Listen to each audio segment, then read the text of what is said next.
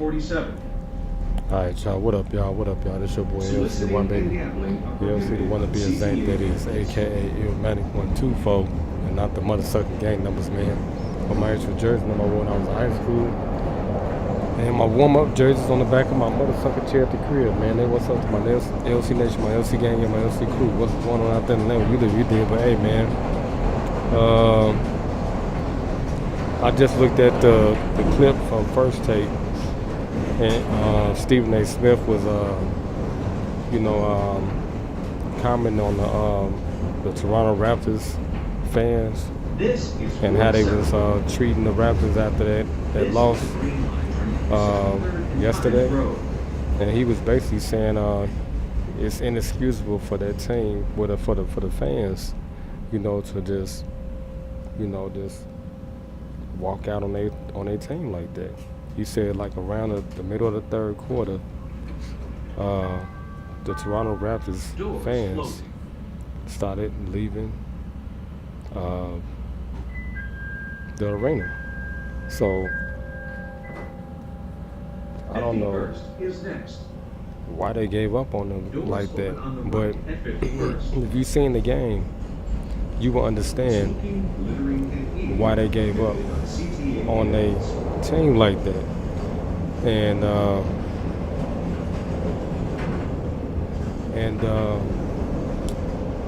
basically they got out hustled in the third quarter. Now y'all seen the vlog I did yesterday, right? And y'all understand what was going on if y'all was watching the game. Now, what I was saying, like middle in the third quarter, well, I'd say about 4 minutes into the third quarter, man, the Golden State Warriors just turned up on them. They went into, how can I explain it? Beast mode, pretty much. And I don't think Toronto they weren't ready for it. They weren't ready. Like Kevin Hart said, they weren't ready, man. They turned up on them, man. It's like you've seen the real champion out there. I mean, Kawhi Leonard, he understands these moments because he's been there and won and was the MVP. Transfer to Green Line trains to 63rd so and he understands those moments. The rest of the players, they've been there, but they haven't won. Besides Danny Green, so he understands as well, what that moment is about. So, like I was saying, the Golden State Warriors had a few days off, before the series started because they finished first. So the Raptors, they had a little bit more momentum, going into that first game. So it was like the contrast to what happened with the Sixers versus the Bucks versus the Raptors. And we've seen how that played out. The Raptors, they came out sluggish because they didn't play for like 6-7 days, and they lost those first two games. But once they got back in the rhythm and stuff, and got back into the groove, we all seen what happened. They won 4 games straight. Doors closing. Damn, they're making history down there. So that's the same thing that happened with Golden State. Now, I picked the Raptors to win the series because they bigger, as far at the positions, they bigger. And they shoot very good. And Kawhi Leonard, like I said, this is like a Jordan moment for him. This could be his coming out party, and I'm riding with the underdog. But this is the world champions they're playing against. So as y'all seen the vlog last night, y'all seen the game, y'all witnessed greatness, man. That was unbelievable, man. The way they turned up on them, like, as soon as they hit, like I said, as soon as they hit like the 10-minute mark, the 9-minute mark, if you was watching what I was watching, you'd have been like, oh my God, man, this is unbelievable. Because it's like they just went into like another mode. And it was somewhat similar to I can't even describe one of the games they turned up on another team like that. I think it was the not the Portland series. It was the other series, the Houston series. But they just turned up on them, man. It's like, this ain't regular season. Regular season they had the upper hand on them. So they pretty much, that they paced themselves. Basically, what I seen, they paced themselves that first game. Like it was a regular season game because they're a really good group. That Golden State Warriors team. And Steve Kerr, man, he excellent, man, as a coach. So it's like basically it was practice for them the first game. The second game, they put Boogie Cousins back in the lineup the first game, so he was warming up. So we call it a warm up practice game, a scrimmage basically. That's what it was. If I could put it in basketball terms, I played basketball. That was a scrimmage, just to get Boogie Cousins back. Get his mechanics back going, get him, back active. Second game, he was ready. Because he had a layoff for a long time, like 2 months, really, right? And it don't take that long. He's still warming up with the team, but game speed is different from practice and scrimmage speed. So basically, they was playing at the speed of the Toronto Raptors at their best speed, and then they fooled them. I knew Steve Kerr would come out with a strategy and a game plan because I knew it was gonna happen. It's gonna happen.